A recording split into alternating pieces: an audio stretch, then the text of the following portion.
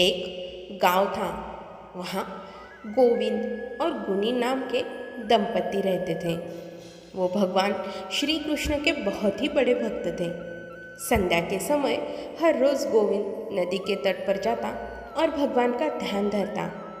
गोविंद की पत्नी स्वभाव में बिल्कुल ही उसके जैसी थी और उसकी पत्नी का नाम गुनी था। वो अपने पति को ही भगवान मानकर उसकी हर बात मानती थी और भगवान की सेवा पूजा में अपने पति की भी मदद करती थी।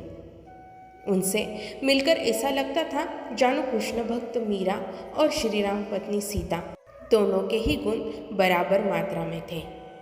गोविंद कुछ भी काम धंधा नहीं करता था। उसने अपना पूरा जीवन भगवान के भरोसे छोड़ दिया था।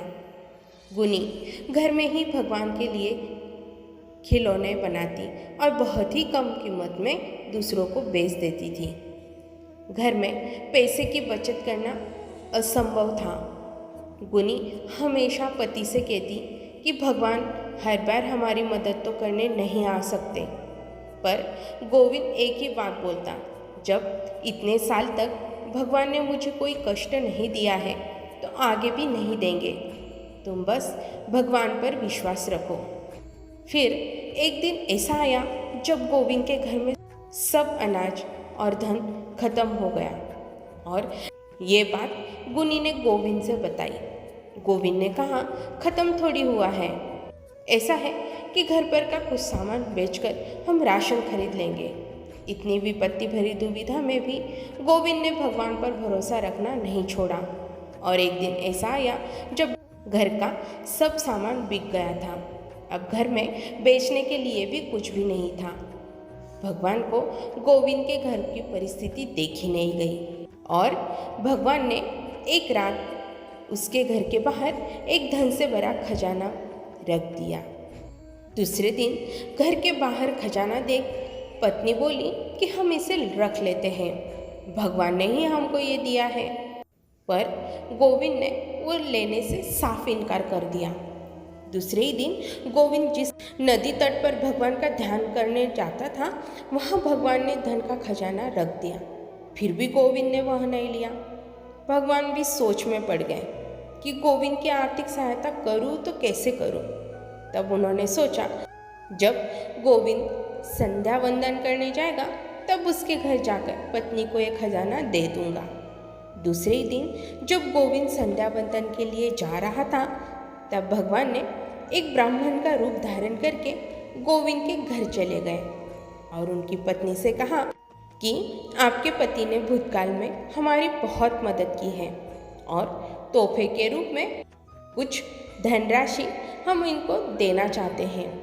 गोविंद की पत्नी ने साफ इनकार कर दिया, क्योंकि गोविंद कभी भी वो धन का स्वीकार नहीं करते जो ब्राह्मण ने दिया हो।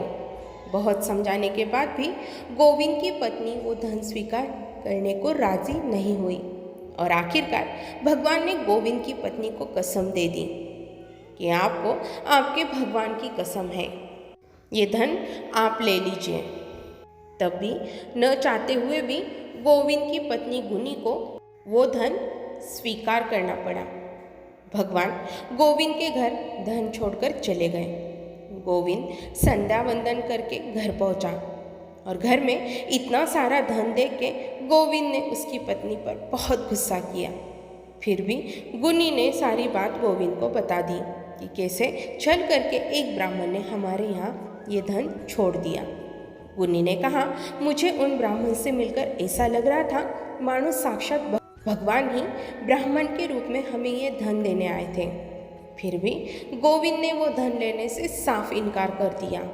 तब उसी रात भगवान श्री कृष्ण अपने वास्तविक अवतार में गोविंद के घर आए। तब भगवान श्री कृष्ण ने गोविंद पर बहुत गुस्सा किया और कहा, हे मूर्ख, मैंने कितनी बार तेरी सहायता की, पर हर बार तूने अपनी ही चलाई।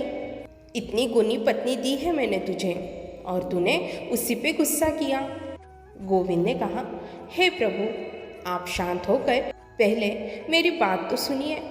तब गोविंद ने कहा कि हे प्रभु, मैं जानता था कि आप हर बार मेरी सहायता करने आते थे, और मैं यह भी जानता हूँ कि ब्राह्मण के रूप में आप ही आए थे, पर आप कभी भी वास्तविक रूप में आपने मुझे दर्शन नहीं दिए। इसीलिए आपके वास्तविक रूप के दर्शन के लिए मैंने ये तरीका अपनाया।